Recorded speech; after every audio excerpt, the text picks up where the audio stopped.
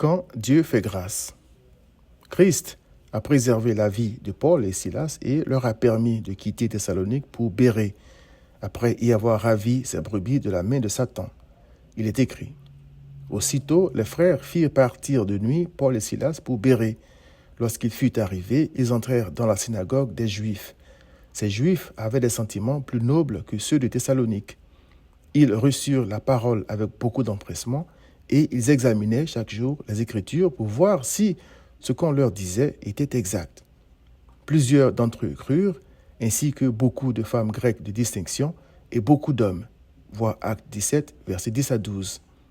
J'ai reconnu dans ce passage 3 choses que tous ceux qui trouvent grâce aux yeux de l'Éternel ont en commun. Premièrement, au temps marqué, ceux à qui Dieu fait grâce sont disposés, voir Psaume 110, verset 3, à recevoir Christ. Voir aussi Galates 1, verset 16. Il est dit que ces Juifs avaient des sentiments plus nobles et qu'ils avaient reçu la parole avec joie. Ils avaient soif non pas de n'importe quelle parole, mais de la parole de Christ crucifié, c'est-à-dire Christ entièrement Dieu et entièrement homme, roi des rois, seul vrai sacrificateur, seul médiateur entre Dieu et le pécheur, le Messie, le Sauveur qui a parfaitement obéi à son Père et qui s'est sacrifié pour sauver parfaitement et pour toujours, voir Hébreux 10, verset 14, tous ceux qu'il a destinés à la vie éternelle, voir Acte 13, 48.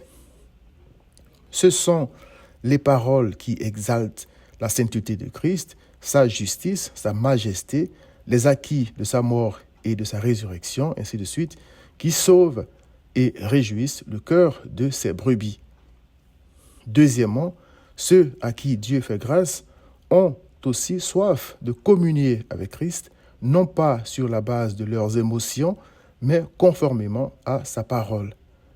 Il est dit que les Béréens examinaient chaque jour les Écritures pour voir si ce qu'on leur disait était exact. Acte 17, verset 11. Je crois que demeurer en Christ, c'est aussi ça.